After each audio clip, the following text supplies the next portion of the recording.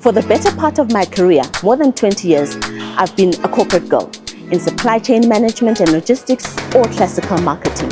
But come 2020, COVID and the Great Reset, I got an opportunity to work in a non-profit organization which was helping young unemployed people to be able to break out of that trap of unemployment by connecting them with their first employment opportunity, allowing them to build experience, build that reference letter, and then move on to bigger opportunities.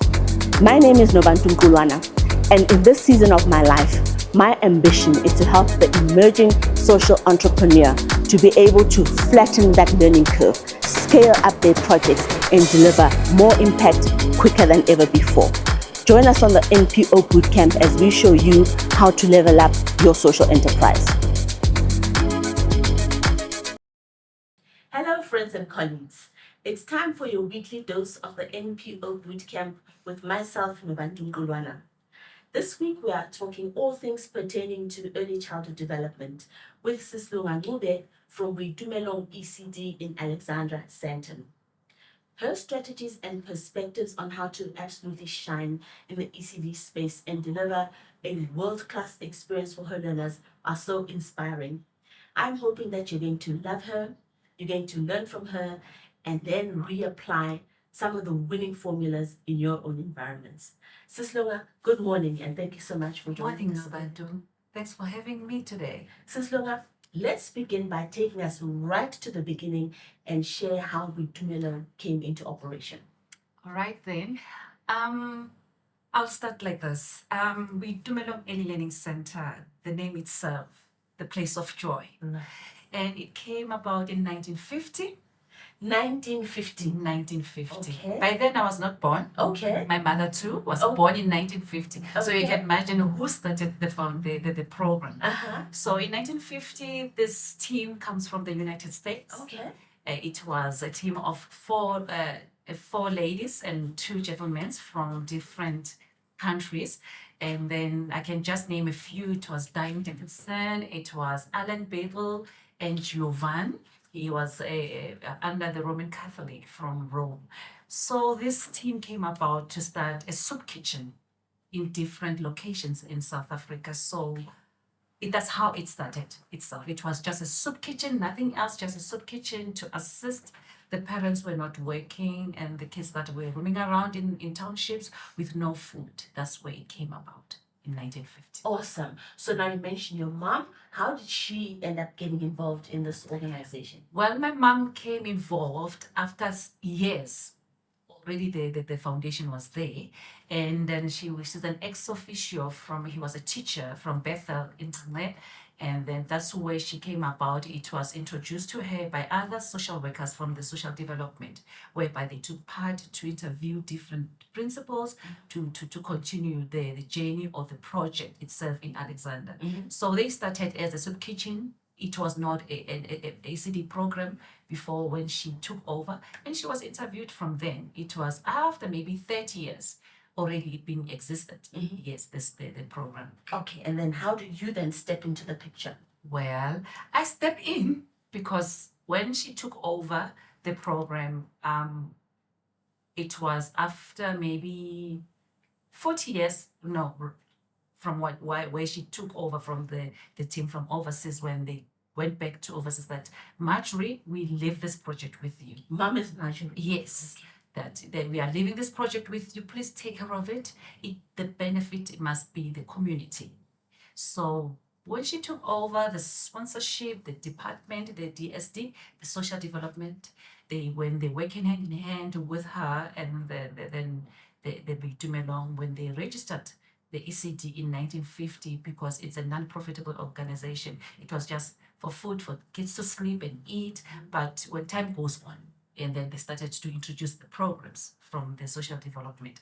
And then now, me coming through in 2010 actually, because 2013 I was actually appointed officially as the principal, because we are appointed by the community, the SGB. You are not just putting yourself there in that chair. Okay. So you didn't come in the back door because of your mom's connection. No, it doesn't work like that. As soon as something that belongs to the community, you need to be interviewed. Okay. So I went through the interview, Mhm. and then, well, because, first, and then I think they look at it because the mother's already running the program. Let's someone take the daughter to just run with the program, Right. But it was not like I was a favorite. No, I mean, I'm from corporate and to education. It's a big, so I had to do that and take the opportunity. Tell us a little bit about your corporate stint before you came into Boitumelong, because that's quite fascinating. Yes, I was working for the Road Accident Fund as the PRO. Mhm. And then from there, when I told my company that I am leaving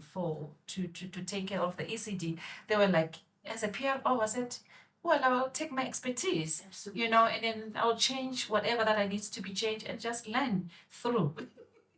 And then that's how I took it. But it was not easy because, from corporate to education, it's a different aspect itself.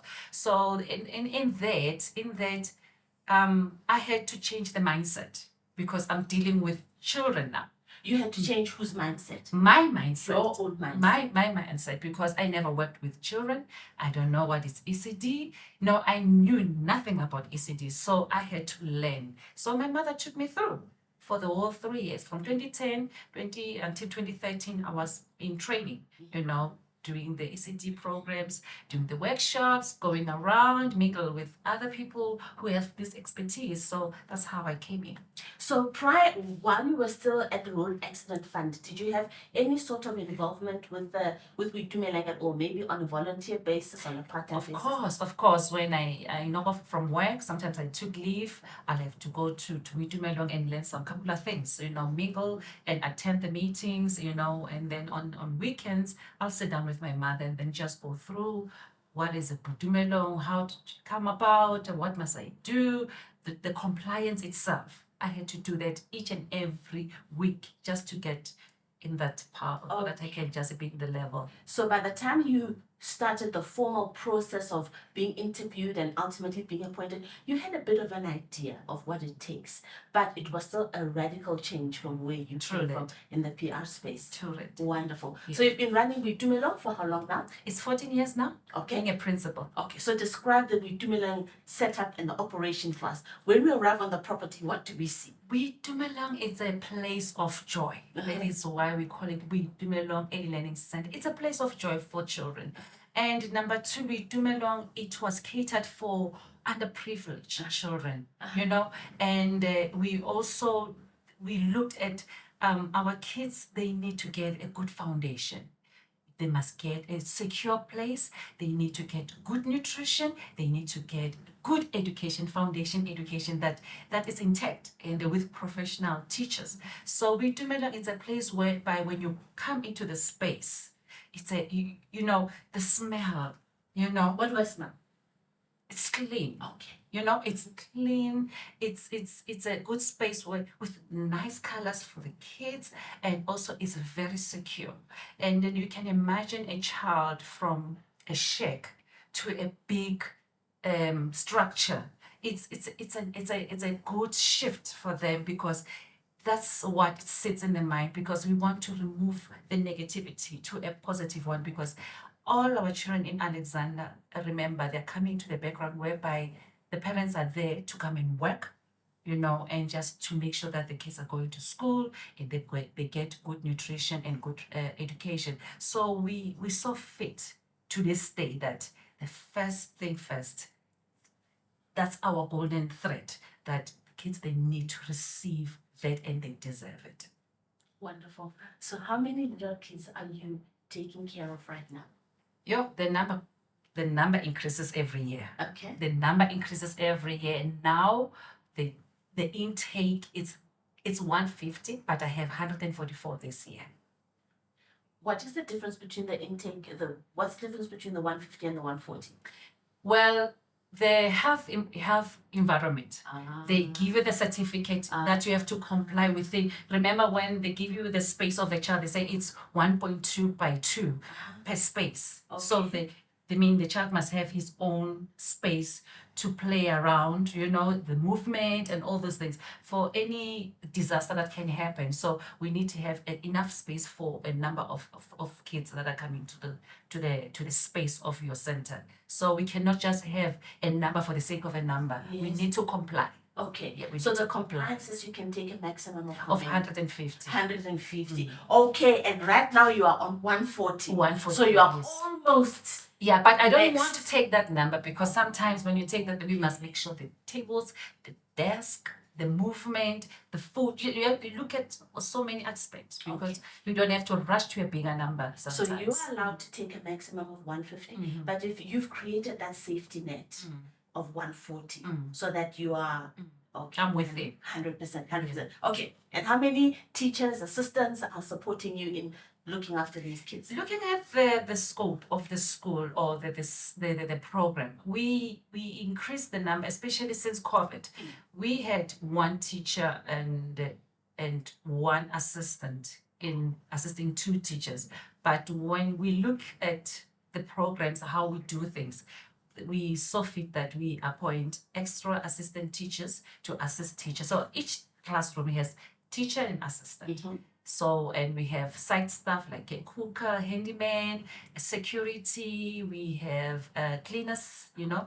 So in total, I have 20 staff members. Wonderful. It's quite an operation you're running there. Yeah, we do. Wonderful. Yes, we do. So help me understand. So the kids are there Monday to Friday. When you were describing to me some of the things that you do with the kids, I was like, if I was a kid, that's where I want to go. So take us through what are some of the activities that you plan for them. Our program, it starts from 8 o'clock until 12:30 because we cannot go beyond 4.5 hours in a day. So we have a daily program. It's outlined. We have a setup program throughout the year. We call it itinerary. So the itinerary, we have a program and the teachers will do their own programs. So it's a program within a program. So that itinerary, I give them, in the first term, we're going to talk about my body, you know, the sensory, the smell of touch, you know, the home setup. So we have a setup of a program and it's aligned with CAPS, with the department. So everything that we do is aligned with the program from the Department of Education. So we're using Clever Play and CAPS at the same time. So that program, it have different activities. So each and every theme that we introduce, they have different activities for sensory, you know, for cognitively, you know, holistically, we cover all through everything. And That's awesome. in that time. And you are able to look after children from what ages? We take from 1 year, 6 months to 5 year old.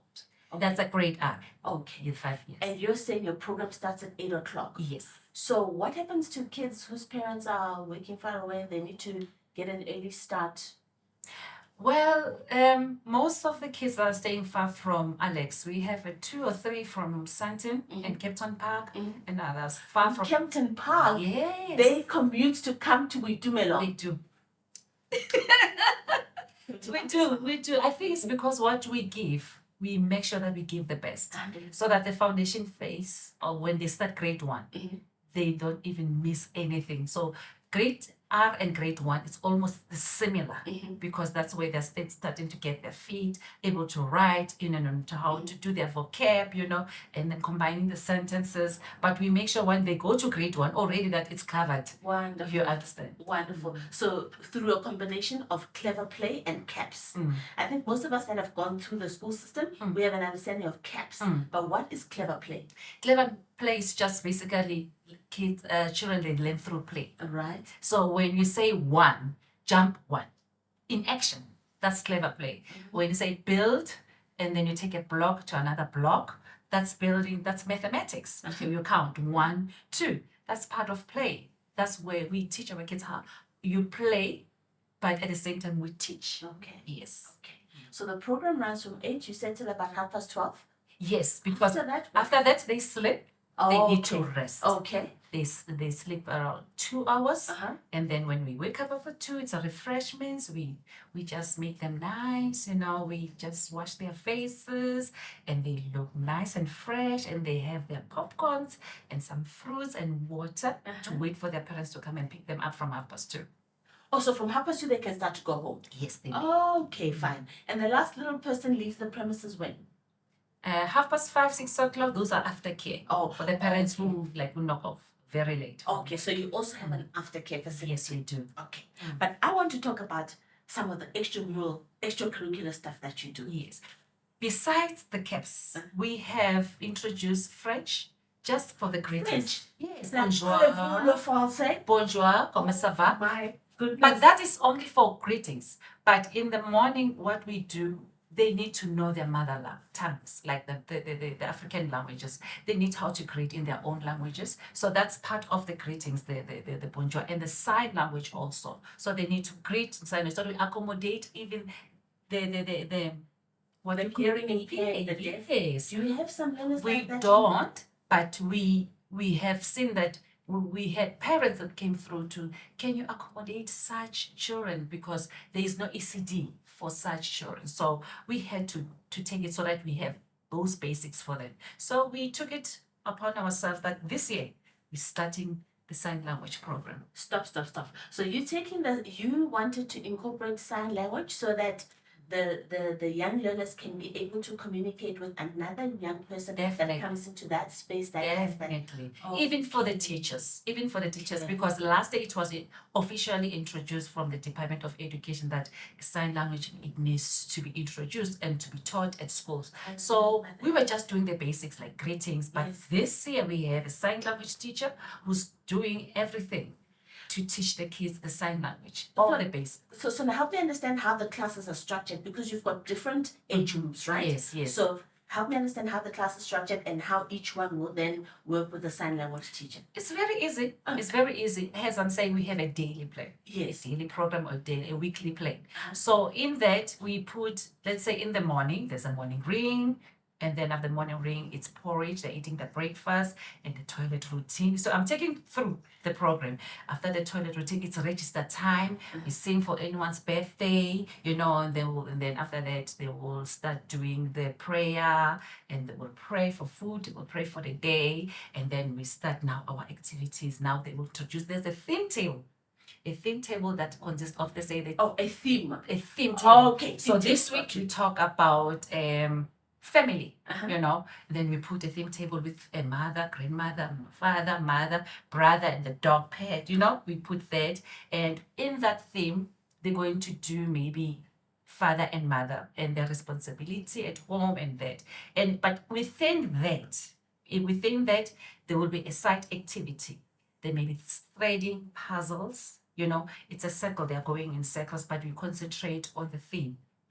And then maybe it can take them about 30 minutes doing that, or 40 minutes doing different things on threading puzzles. At the same time, maybe they're doing a picture of a mother and a father in maybe a collage.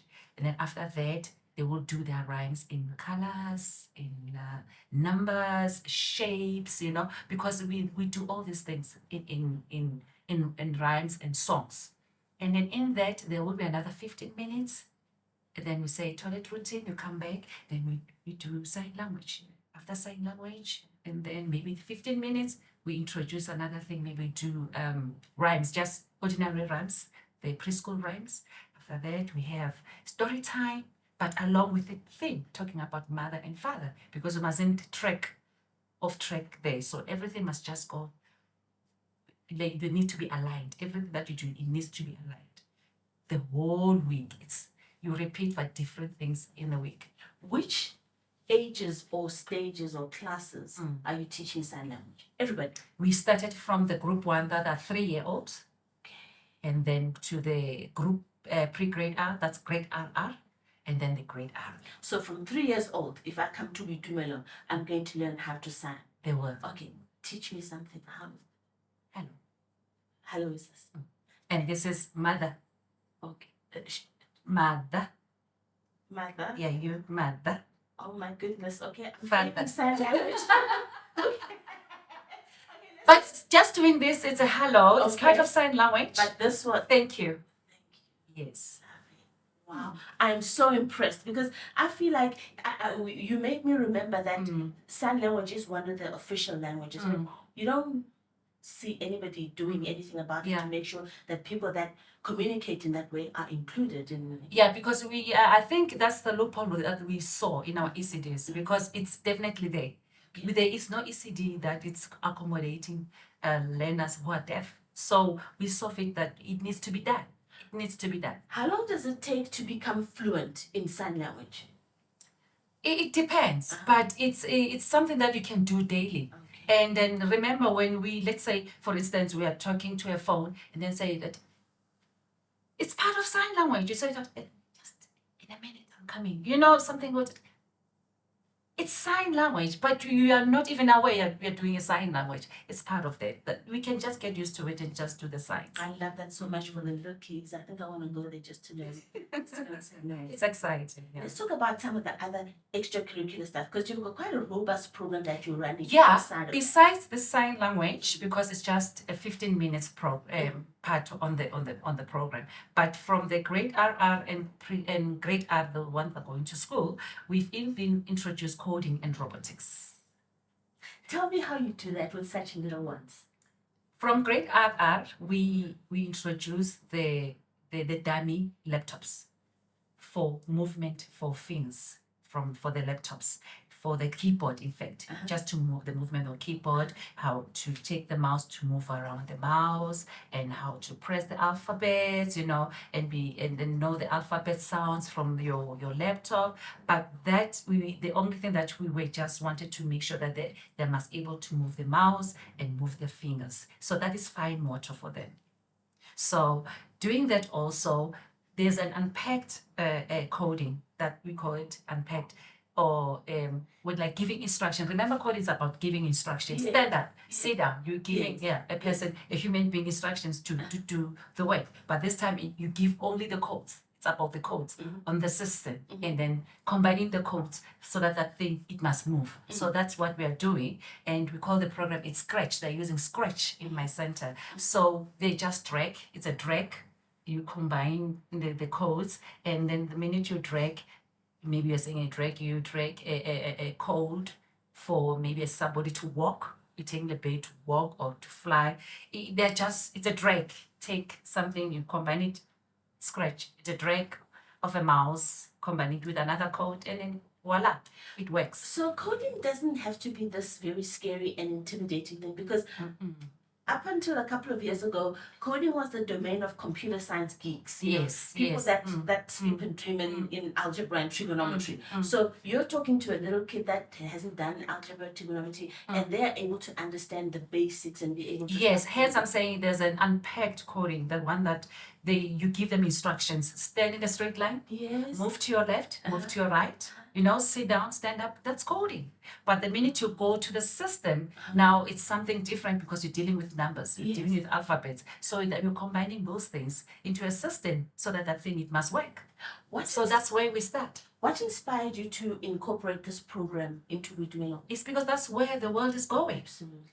Absolutely. That's the way the world is going, because we cannot ignore other things. And remember, on our community, we have kids who would love to be computer programmers, who would love to do IT, others would love to be architect. It's so vast, the economy. So we don't want to make every child or every learner to just face one thing. So we need to spread their wings and able to choose their career. So that's where we so fit that they need to know such things, because you'll never know who will become president, who will be our best IT in the world. Right now we have cameras, action, the lights. So we need such things, because it's part of mathematics, it's part of life skills, it's part of social development to a kid. Holistically, it needs to be covered. So if there's somebody that's watching that's also running an ECD center somewhere, and they're like, okay, I like that, I want to do that, what do you do? How do you make this happen? You need to come together, and you need to have this thing of saying, I want to do it. Right. Make sure that whatever, especially when you open an ECD, Yes. be a person who's willing to mingle with other principals or other ECDs. Attend workshops, attend conferences, Google, go to YouTube, read a lot, research. I'm telling you, you're not gonna go wrong. Okay, so this program that you are, the coding that you're running, you said the name is Scratch. So where do you find it? Is it a subscription? Do you go to? You'll find it on the system for free. We download it. It's even for free. For free, you just download it. Okay, great. And then you spoke about the little laptops or some kind of equipment that. Yeah, the laptops, you get them from Pick and Pay, from Checkers So Hyper, it's Game. the toys one. It's not a sophisticated laptop. Yes. Oh. But for the Scratch one, we use it on the real laptops. So we have the HP, using HP, the brand. Sisters, HP is not £2.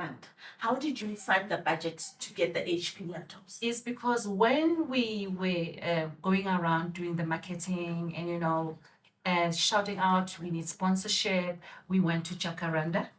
And then we told them that we have only one laptop and we are doing coding and we are teaching the teachers to do that. And then we were sponsored about 10 laptops, HPs.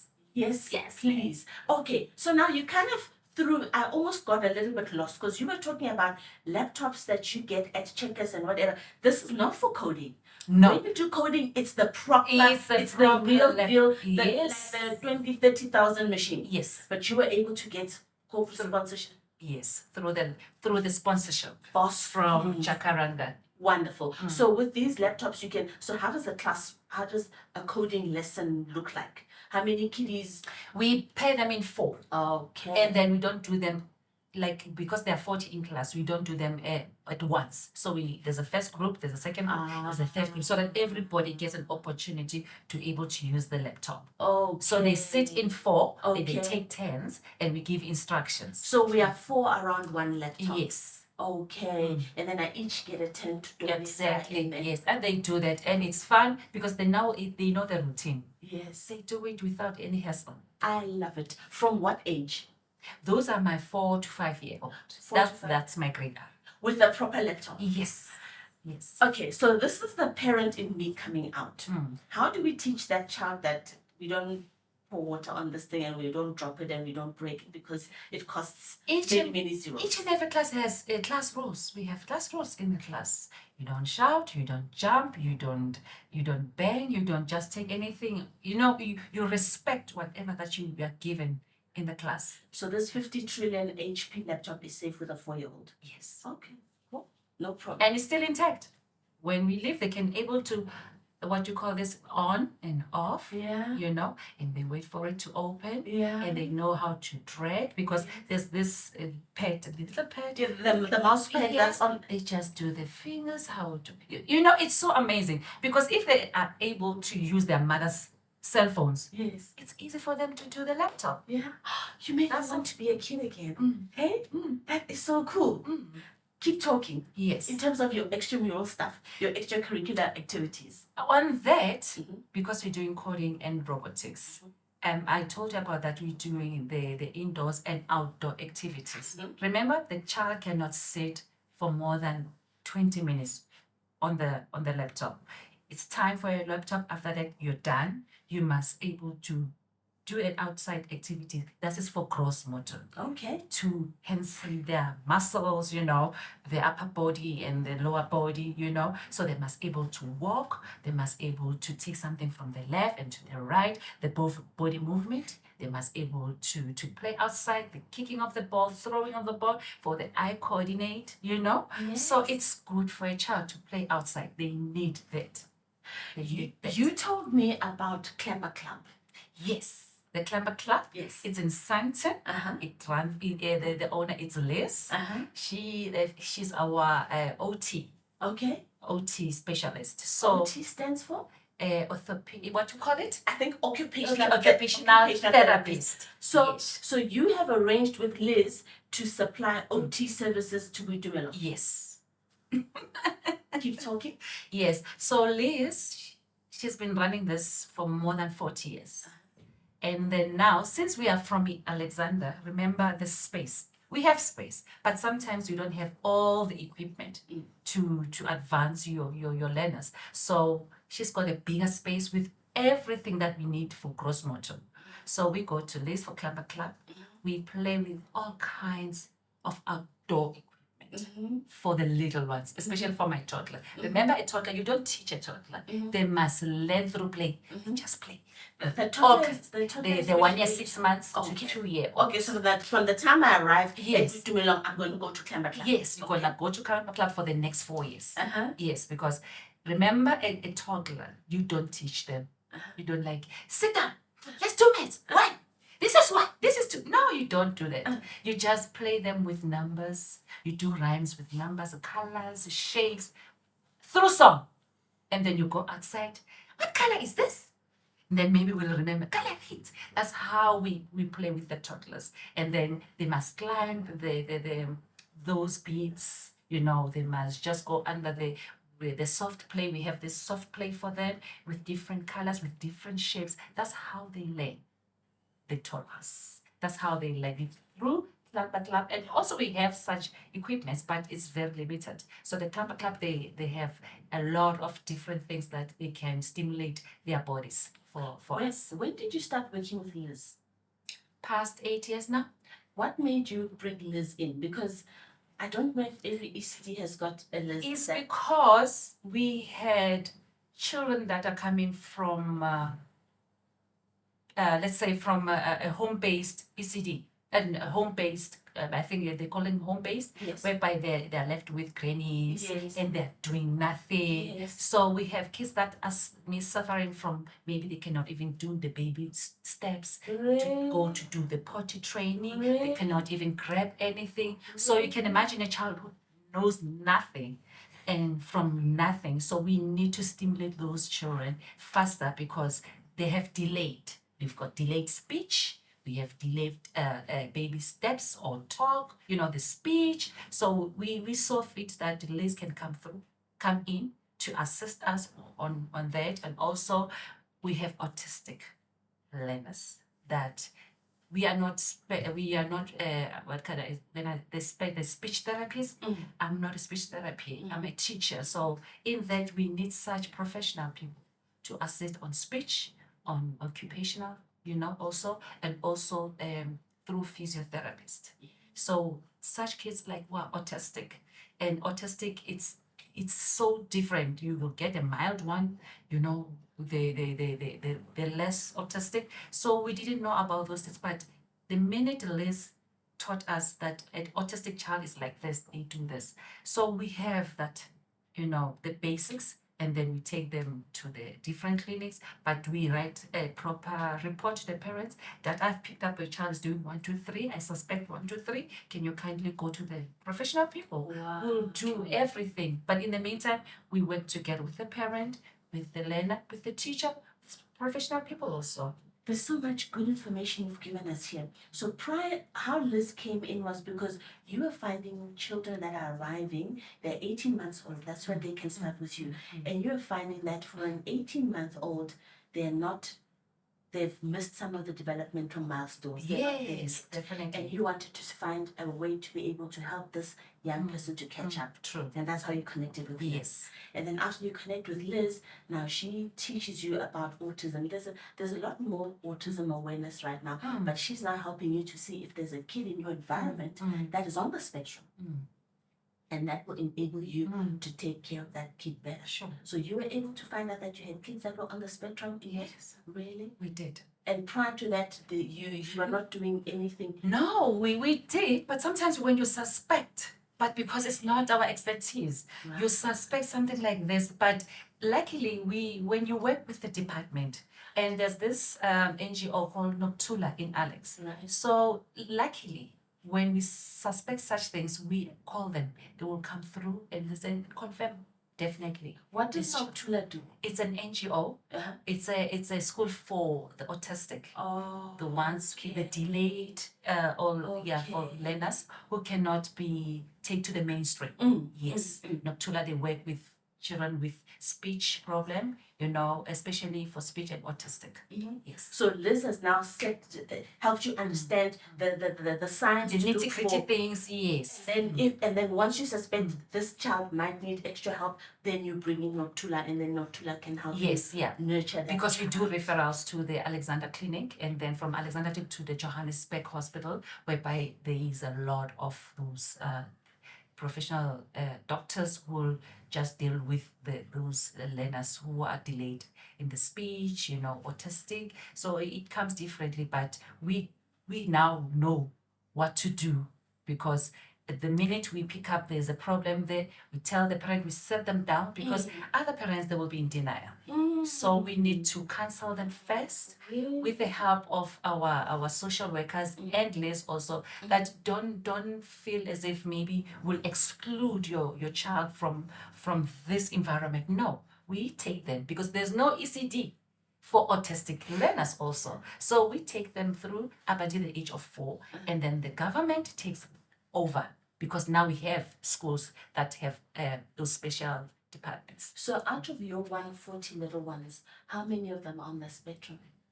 It's only 3, maybe 3 Okay, so less it's in not a there. lot. It's not a lot. It's not a lot. It's not a lot. But you do now have the skills to be able to help them We do. thrive in that environment. Exactly. Otherwise, they'll be coming there and not all their We need needs to are met. accommodate them. We need to That is accommodate so them. beautiful.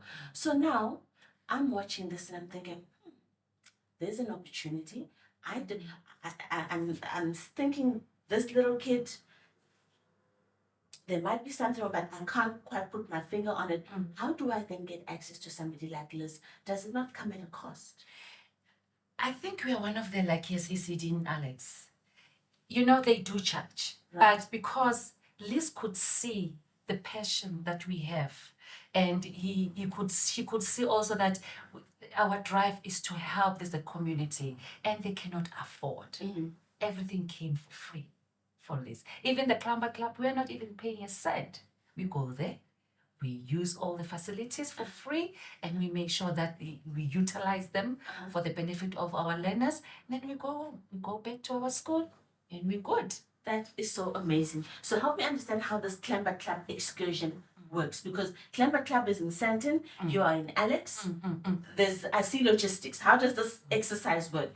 We use our transport in Alex. We have nice, beautiful quantums in Alex. Your own transport? No, the no, school we transport? don't have a car. Uh-huh. I think hoping maybe you'll buy one as for us. Me? Let's go.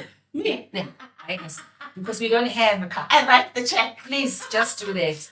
And we work hand in hand with the association, a taxi association. Okay, I understand. We Yes. work hand in hand with taxi association, and then we ask them, please just send us the quantums, and then how much are you going to charge us? Then these are the kids. So they will give us maybe if it's 20 rands, also I think 18 rands for you. Okay. Then they'll take us to Climber Club, and then we'll pay them later. They do an invoice for us, then we pay later. So how often are we going to Climber Club? In a year, it's 4 times. Once in per quarter. Wow. But that makes the world of a difference to somebody It that... does. It does. And you can see the difference. A lot. Tell me. Because How we also, on the YouTube, Climber Club YouTube, we do Climber Club songs according to their themes. We act them out, we sing them, and then the Climber Club is going to shoot us, or they take a video Yes. with our kids singing Yes. those songs and doing the actions. Yes. Now you'll find us on YouTube. Listen. So now you go there quarterly, but then in between you can work through YouTube videos and do the clap. Yeah, we're doing the songs. Yes. In Alex. Okay, great. So Yes. it's actually more than 4 times a year. Yes, But yeah. going to the actual facility is 4 times a year. Yes. That is so amazing. There's another extramural that you told me about. Spa days.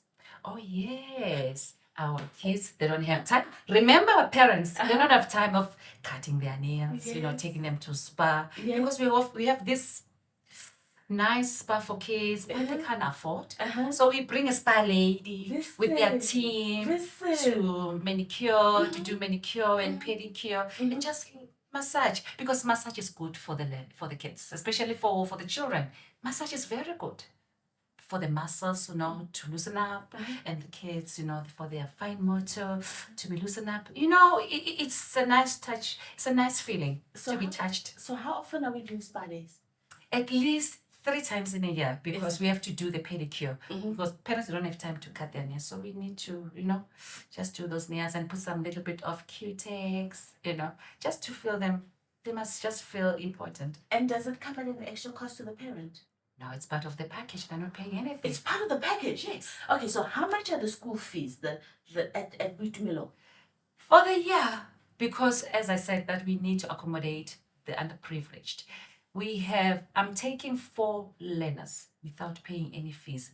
But we look at the background of the family members. Maybe let's say the child stays with the grandmother is earning the SASSA money, and then maybe we have a young parent who's been maybe dropped out from school, who didn't finish school, then they have children and then they cannot afford. So we do some interviews, and they get this thing, we call it exemption, because we have it in our government. But for me, it's part of my giving back to my community. So every year I take 4, because if I'm toddler, 140, I have 4 that are exempted from paying. Exactly, they get full program. But there's an application process for exemption. Yes. Okay, great.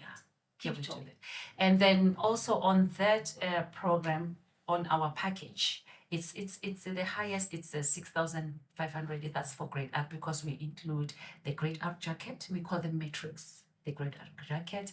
They have excursions. We have 2 excursions in a year. We have a puppet show. We have high tea. We have spa. Listen. We have also what we introduce, we have a market day, and we have career day. We've got so many messy day. We've got so many things that we do within that space, because especially the Fridays, that's where we have our fun. We play with water. It's fun day. It's messy day. The teachers will bring with messy as in like untidy, not messy like Lano messy. No. Oh, okay, untidy day. You dress cross dressing. We do so many things within. But most of them we do them on Fridays, because it's a program within the program. It's not part of it as if maybe you're gonna be taught. It's just having fun with kids. But it's only about 5,500 in the year. 5,500 or 6,500? The 6,500 is for the grade R. Oh, because it includes the graduation package and also. the excursions. But the 5,500 is for the toddlers until the grade RR. But still, they're having the very same thing like the grade R. It's only the difference is the jacket and the graduation fee. Wonderful. That's all. So how much is that a month? 555. For 555, you get all this lessons. They deserve it. Oh, they deserve it. They have to get that. That is incredible.